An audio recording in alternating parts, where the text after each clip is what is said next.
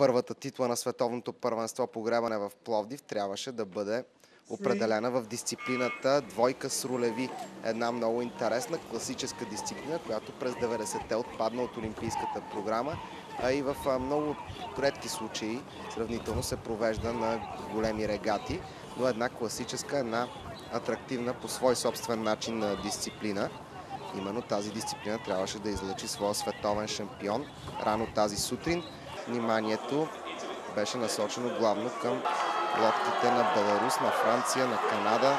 Не биваше, разбира се, да се подценяват и останалите три в тази серия. Финални метри и победата в тази дисциплина, двойка с рулеви, беше за беларусците Щербаченя, Казуболски и рулевия Пьотър Пятринич.